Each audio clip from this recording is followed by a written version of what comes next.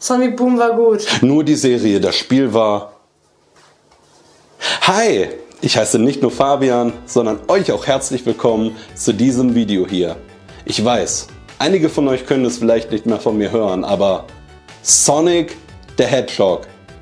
30 Jahre gibt es den blauen Igel nun schon und beinahe 20 Jahre davon begleitet er mich durch mein Gamer-Dasein sowie generell durch mein Leben.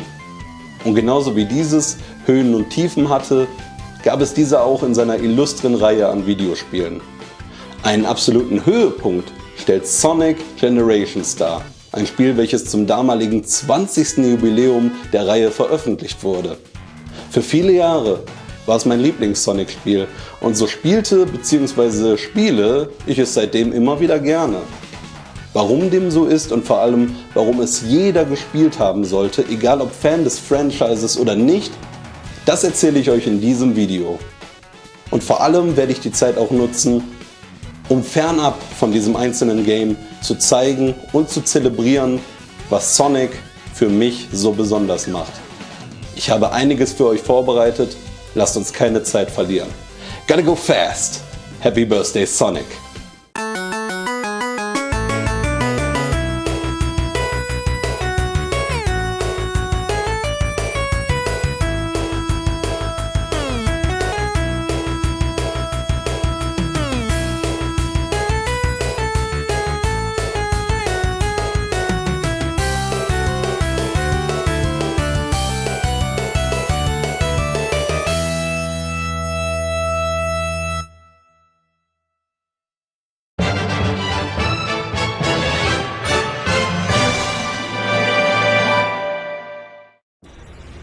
Wir schreiben das Jahr 2011 und Sonic-Fan zu sein war ein Wechselbad der Gefühle. Nachdem Sonic 06 viele alte und potenzielle neue Anhänger von Segas Aushängeschild abgeschreckt hatte, war es die nächsten Jahre schwer auszumachen, was genau ein Sonic-Spiel eigentlich ist. Versuche an die gefeierten 2D-Ableger anzuknüpfen oder auch ein komplett neues Spielprinzip einzuführen, kurz gesagt Sonic the Hedgehog 4 Episode 1 und Sonic Unleashed stießen bei der breiten Masse eher auf gemischte Reaktionen und ich war damals nicht anders. Aus diesen Gründen habe ich Sonic und der Schwarze Ritter und sogar Sonic Colors für die Wii nicht wirklich ausgiebig gezockt, wobei letzteres mittlerweile zu meinen Favoriten zählt und auch zum Release schon mit positiver Resonanz aufgenommen wurde. Man lobte neben dem Sonic-typischen fantastischen Soundtrack und den für Wii-Verhältnisse optisch beeindruckenden Welten vor allem den spielerischen Ansatz, der altbekannte Geschwindigkeit mit neuen Gameplay-Elementen verknüpfte. Was wir alle noch nicht wussten war, dass man seit dem Jahre 2008 bereits an einem Spiel entwickelte, welches diese Best of Both Worlds Mentalität nochmal um 100% steigern und sowohl die alte als auch neue Generation an Sonic-Liebhabern zufriedenstellen sollte. Daher der mehr als passende Name Sonic Generations. Der Teaser-Trailer, welcher letztendlich im April 2011 veröffentlicht wurde, schaffte es sofort, mich wieder abzuholen, obwohl er bis zu einem gewissen Punkt sehr nichtsaussagend war. Wie die meisten Sonic-Teaser-Trailer übrigens, doch oft kommt dann dieser eine Moment, welcher in mir Emotionen hervorruft, sei es Ernüchterung, Freude oder schlichtweg Verwirrung.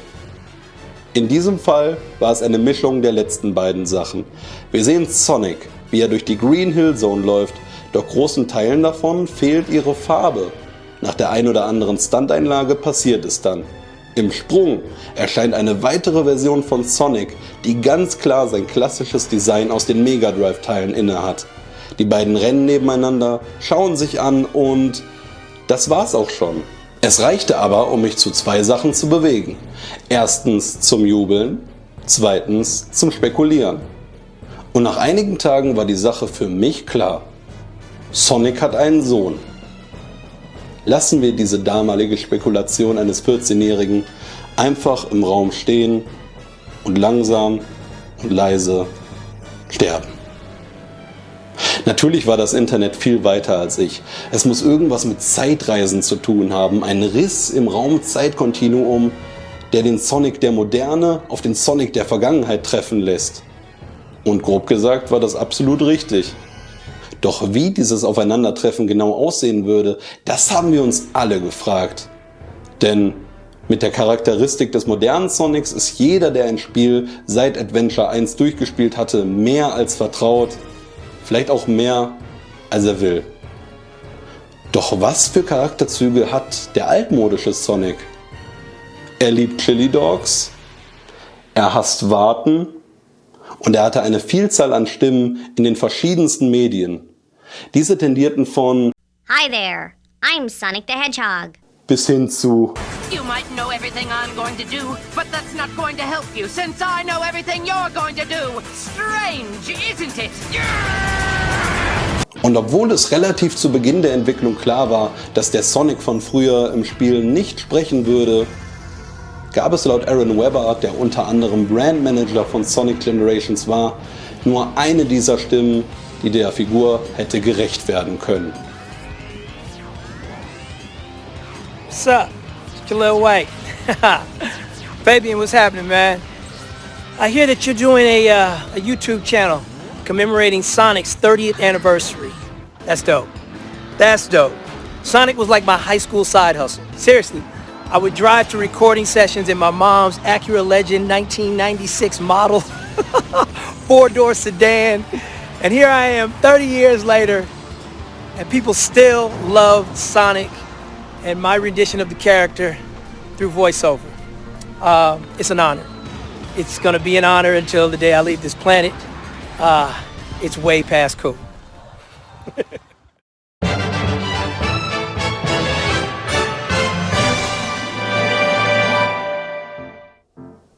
Doch was hat es jetzt genau mit Sonic Generations auf sich? Wenn ich es kurz fassen müsste, würde ich es als all das beschreiben, was Sonic für mich auszeichnet. Doch nur zu sagen, dass es ein Best-of vergangener Meilensteine der Reihe wäre, würde dem Ganzen nicht gerecht werden. Fangen wir mit der Story an. Diese schafft eine gute Balance zwischen dem typischen Over-the-Top-Nonsens, den ich mehr mag als ich je sollte, und einer simplen Erklärung, um durch Zonen aus 20 Jahren Sonic-Historie zu rasen. Sonic feiert mit all seinen Freunden seinen Geburtstag, als aus dem Nichts eine ominöse Kreatur mit dem Namen Time Eater auftaucht und alle Anwesenden in lilane Löcher befördert, welche sich als Lücken im Raum-Zeitkontinuum herausstellen. In einer weißen Landschaft der Leere findet Sonic sich im wahrsten Sinne des Wortes wieder. In Form seines ehemaligen Selbst, Classic Sonic. Da diese ab diesem Zeitpunkt der Timeline komplett eigenständige Charaktere sind, werde ich sie auch nur noch als eben diese beschreiben. Modern und Classic Sonic. Der Sonic der Gegenwart bzw. Vergangenheit. Nachdem sie herausfinden, dass sich sowohl die Ortschaften als auch Freunde, die sie über die Jahre begleitet haben, in einem farblosen Zustand der Leblosigkeit befinden, ist es schnell klar, wie ihre Welt wieder in die rechte Bahn gelenkt werden kann. Natürlich durch die 7 Chaos Emeralds. Und so machen sich Modern Sonic, Classic Sonic und nach der ersten Zone auch Modern Tails und Classic Tails auf die beschwerliche Reise durch die Zeit, um alles, was ihnen lieb ist, zu retten. Diese Reise zieht sich über insgesamt 9 Zonen, welche sich über 2 Akte erstrecken. Die Schauplätze sind einige der einprägsamsten aus Spielen von dem originalen Sonic the Hedgehog aus dem Jahre 1991 bis hin zu Sonic Colors aus dem Jahre 2010. Dabei wird der erste Akt mit Classic Sonic und der zweite mit Modern Sonic absolviert, wobei die Reihenfolge beliebig auszuwählen ist. Nach jeweils 3 geschafften Zonen kommt ein Bosskampf. Das Gameplay von Classic Sonic erinnert stark an die traditionellen Mega Drive-Titel. Pfeilschnelle 2D Jump-and-Run-Action voller Loopings und verschiedener Routen, die man gehen kann. Modern Sonic hingegen ist primär in der 3. Dimension unterwegs und bringt damalige Neuheiten wie die Homing Attack und die Boost-Formel mit ins Spiel. Warum sich diese beiden Stile meiner Meinung nach so gut ergänzen, ist die Kombination aus bereits liebgewonnenen Facetten, mit welchen man die Zonen assoziiert, wie der Optik und dem Soundtrack, sowie dem neuen Twist, den Sonic Generations ihnen gibt. Als eine Person, die in ihrem Leben bis dahin hunderte Male die Green Hill Zone gespielt hat, war es absolut mindblowing, die moderne Variante dieses zeitlosen Level-Klassikers in der sagenumwobenen High Definition zu sehen. Ebenso fragte ich mich auch bei 2D-Versionen von ikonischen Modern Sonic Stages oft, wie haben sie das nun gelöst? Die Antwort war so gut wie immer überragend. Bestes Beispiel dafür City Escape aus Sonic Adventure 2. Es ist alles da, was mich damals im Grundschulalter dazu gebracht hat, diesen Abschnitt immer wieder zu spielen. Die coole Atmosphäre, die absolut übertriebene Verfolgungsjagd mit dem Truck und selbst für Dinge, die in der zweiten Dimension nicht vernünftig darstellbar waren, wie dem Streetboarding am Anfang, hat man sich Alternativen überlegt. Hier hat Classic Sonic zum Beispiel ein kleines Skateboard, auf dem er die Straßen unsicher machen kann, und ich liebe absolut alles daran. Was ich ebenfalls liebe, den Song. Denn Escape from the City ist und bleibt einer der besten aller Zeiten. Für Sonic Generations wurde dieser unfassbar einprägsame Track von den Originalinterpreten Ted Poley und Tony Harnell in 2 komplett neuen Fassungen vertont. Und wo wir bei Tony Harnell sind... I'm just gonna try and remember everything I can. It's not gonna be much, but this is what I remember. Back in 2000 or 2001, I got a phone call from my buddy Ted Poley, and he wanted me to come down to a studio in New York and record a few songs for a video game. I don't play video games, so I had never heard of Sonic the Hedgehog, but I thought, hey, cool, this sounds like fun. And I went down and knocked out 3 songs in a day, and I had a great time. They were hard songs, and the producers, the people involved, the Japanese producers, were really sure of what they wanted. So it was a good session. It was a really professional, fun session, and I really liked what we did. And I left the studio and I sort of forgot about it and went on tour and went about my business, making records and playing shows. And over the next year or two, I started to get all of these new young fans, and I was, wow, this is really cool. So it definitely added a lot to my career, and brought me a lot of new fans about 15 years after the first TNT record came out. So that was really awesome. And it continues to grow to this day. I still have a lot of new and younger fans coming in from the Sonic theme songs. And then again in 2007 or 8, around there, Ted called me and asked me to come in, and we did Escape from the City as a duet. That was also a lot of fun, really fun session. You know, I don't remember a lot of detail, but I remember going back and we did it again, and more and more happened, and then, you know, when social media started to happen with Facebook and all this stuff, I started getting all of these, you know, young fans again from the Sonic game. So I've been really grateful that I had done this, and it's a really cool thing. I did a convention as well in 2013 or 14. I went and sang some of the songs live with Ted in New York City, and that was really cool. So yeah, and if you go to my Spotify page, most of the streams, there are a lot of streams, almost all of them, or at least a big percentage of them, are the Sonic songs. So it's been awesome, and it's definitely been a cool boost to my career, something that I would have never imagined.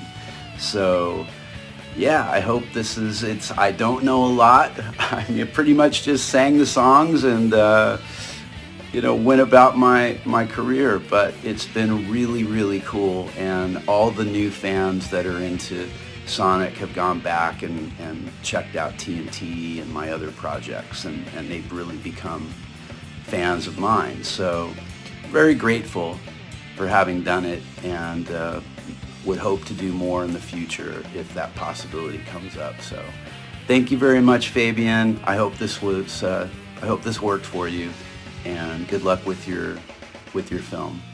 Take care. Bye.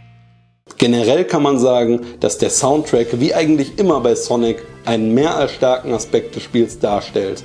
Und wie sollte es auch anders sein, wenn man auf die gesammelten Werke der Videospiele zugreifen kann, die schon seit Anbeginn der Zeit für ihre großartige Musik gelobt werden? Doch wie soll man all diese in einem Spiel mit nur 9 Zonen unterbringen, fragt ihr euch?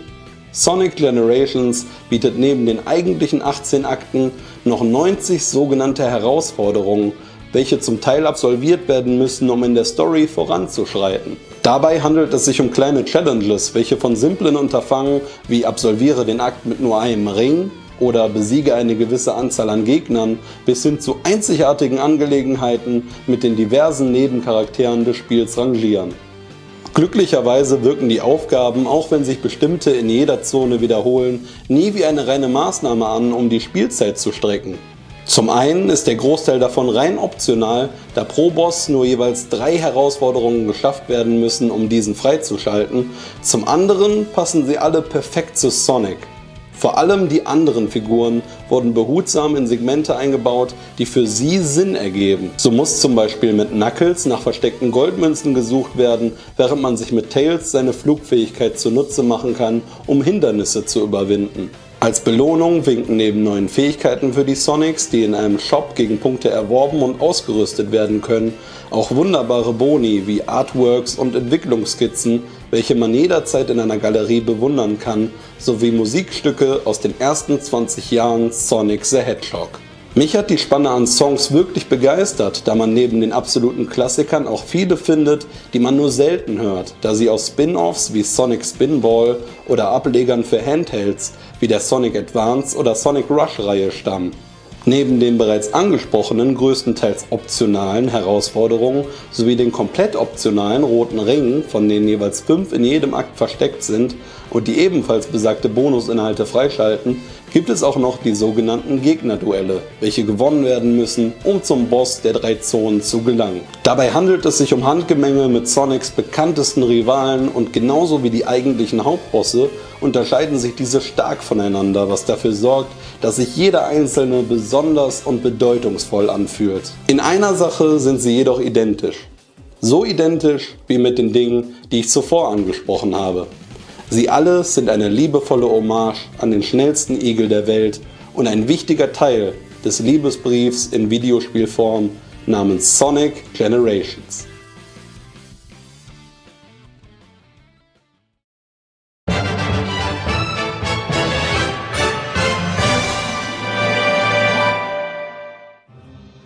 Sonic Generations ist auch beinahe 10 Jahre nach Erscheinen immer noch ein fantastisches Spiel meiner Meinung nach, welches jeder zumindest einmal angespielt haben sollte, auch Leute, die mit der Reihe bislang nichts anfangen konnten. Lasst euch darauf ein und die Chance wird hoch sein, dass ihr es zumindest einigermaßen mögen werdet. Und wenn dem nicht so ist, dann habt ihr zumindest die Gewissheit, dass ihr niemals richtig mit Sonic warm werden werdet. Denn dieses Spiel vereint all die Attribute, die ich an Sonic liebe, in einem Gesamtpaket, welches so dermaßen mit Herzblut und Leidenschaft erfüllt ist, dass es mir geholfen hat, meine Freude an der Marke als Ganzes wiederzufinden. Und wie wir alle wissen, ist das eine Freude, die seitdem Bestand hat. Was soll ich sonst noch sagen? Nicht nur ich habe euch berichtet, was Sonic mir bedeutet, sondern auch 2 tolle Stargäste. Fabian, you know what they say, the more the merrier! I'm just kidding, it's me, Mike Pollock. You know it's a Sonic-related Fabian video, so what more do I have to say? Of course I have to be in it, whether I want to or not. I'm kidding. You know, it's the 30th anniversary of Sonic the Hedgehog. And that brings me to the topic, as Fabian suggested, of Sonic Generations, where, among other things, I played 2 versions of Dr. Eggman. Dr. Robotnik first, the classic, and then modern Dr. Eggman, whichever you want to call it. What's in a name? What most people ask and don't realize is that that was all done in one take, that whole ending scene. I read down the page and it was just me reading one line, the other line, one line, the other line, one line, the other line, all down the page. And then the fine game developers made sure that the voices ended up with the characters they were supposed to be. So my job was the easy part. They did the wonderful thing after that to make it look so great. But here we are, 30 years of Sonic the Hedgehog. That went fast. And I guess I hope there'll be another 30 years, which will also go fast. And I hope I can be a part of it as often as possible whenever they want me. Thanks and happy anniversary, Hedgehog! Und das war's. Mein Video zu Sonic Generations. Ein Titel, welcher einen unglaublichen Tribut an meine liebste Videospielreihe darstellt. Ich habe versucht, hier meinen persönlichen Tribut zu zollen und ich hoffe, das Endergebnis hat euch gefallen. Mir ist erst während der Recherche für dieses Video klar geworden, dass es mittlerweile fast 10 Jahre her ist, als ich Sonic Generations das erste Mal in meine Xbox 360 gelegt habe. Die Konsole, welche ich mir nur aus Sonic Hype zum Geburtstag gewünscht habe. Und das aus einem brandneuen Spiel, welches Nostalgie mit der Neuzeit verbinden sollte, mittlerweile selber Teil der Nostalgie geworden ist. Für mich ist das eine sehr schöne Sache, denn Technik und Grafik bleiben nur für eine gewisse Zeit beeindruckend. Doch schöne Erinnerungen bleiben für immer. Von daher, vielen Dank fürs Zuschauen, bis zum nächsten Mal. Ciao Leute, auf die nächsten 30 Jahre Sonic the Hedgehog.